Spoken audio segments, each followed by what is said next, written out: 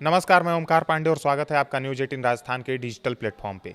चंद्रनाथ रथ हत्याकांड में एसटीएफ ने बहुत बड़ी कार्रवाई की है। इस वक्त की सबसे बड़ी खबर आ रही है कि शुभेंदु अधिकारी के पीए हत्याकांड मामले में एसटीएफ ने बिहार के बक्सर से एक और यूपी से 2 आरोपियों को गिरफ्तार किया है। आपको बता दें कि शुभेंदु के निजी सहायक चंद्रनाथ रथ की 6 मई की रात को हुई निर्मम हत्या कर दी गई थी, जिसके बाद एसटीएफ का गठन कर मामले की तेजी से तफ्तीश शुरू हो गई थी।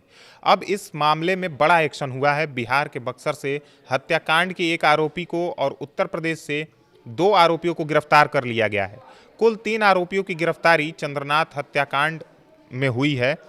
शुभेंदु के पीए हत्याकांड मामले में यह सबसे बड़ा डेवलपमेंट है। आरोपी को बिहार से बंगाल ले जाने के लिए एसटीएफ की टीम निकल पड़ी है और मामले पर पश्चिम बंगाल पुलिस जल्द ही प्रेस नोट जारी करने वाली है।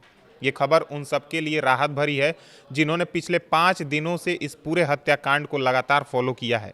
याद कीजिए 6 मई की वो रात जब चंद्रनाथ रथ अपने व्हाइट स्कॉर्पियो में मध्यम ग्राम के घर की ओर लौट रहे थे। महज 200 मीटर दूर जेसोर रोड पर उनकी गाड़ी को फेक नंबर प्लेट वाली सेंट्रो ने रोका और मोटरसाइकिल सवार हमलावरों ने पॉइंट ब्लैंक रेंज से फायरिंग कर दी। पूरी घटना 60 सेकंड से भी कम समय में खत्म हो गई। चंद्रनाथ को छाती, पेट और सिर में गोली लगी। पूर्व वायुसेना अधिकारी और शुभेंदु अधिकारी के सबसे भरोसेमंद सहायक चंद्रनाथ की मौत ने पूरे बंगाल को हिलाकर रख दिया। शुभेंदु अधिकारी ने खुद इसे कोल्ड ब्लडेड मर्डर बताया और शांति बनाए रखने की अपील की। टीएमसी के निलंबित प्रवक्ता रिजू दत्ता ने भी कहा था कि शुभेंदु की संयम की वजह से हजारों टीएमसी कार्यकर्ताओं की जान बच गई। अब 5 दिन बाद जांच एजेंसियों ने पहला बड़ा ब्रेक थ्रू दिया है।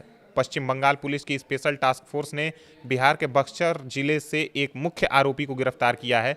उसी के साथ उत्तर प्रदेश से 2 और लोगों को भी हिरासत में ले लिया गया है। पुलिस सूत्रों के मुताबिक ये तीनों आरोपी हत्याकांड की साजिश में सीधे तौर पर शामिल थे। एसटीएफ की टीम अभी बक्सर से आरोपी को बंगाल की ओर लेकर निकल पड़ी है। रास्ते में सुरक्षा के पुख्ता इंतजाम किए गए हैं क्योंकि ये संवेदनशील मामला है।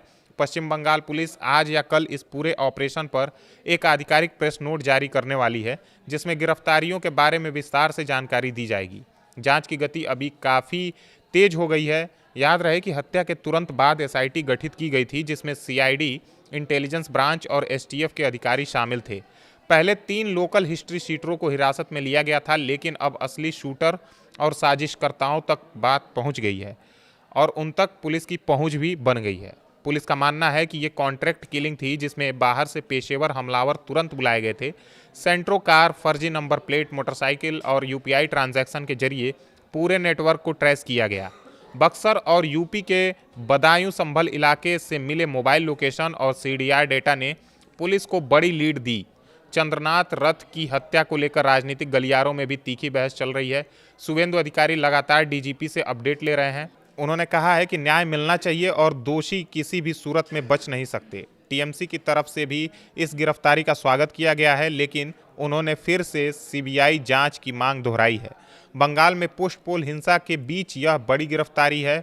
लोग उम्मीद कर रहे हैं कि अब बाकी बचे आरोपियों को भी जल्द गिरफ्तार कर लिया जाएगा। ये गिरफ्तारियां सिर्फ शुरुआत हैं। एसटीएफ की टीम जब आरोपी को कोलकाता लाएगी तो पूछताछ में और बड़े खुलासे हो सकते हैं। क्या ये हत्या सिर्फ व्यक्तिगत बदला थी या इससे बड़ी कोई साजिश जुड़ी हुई है? क्या कोई बड़ा नेता या संगठन इसके पीछे है? पुलिस अब इन सवालों के जवाब ढूंढ रही है।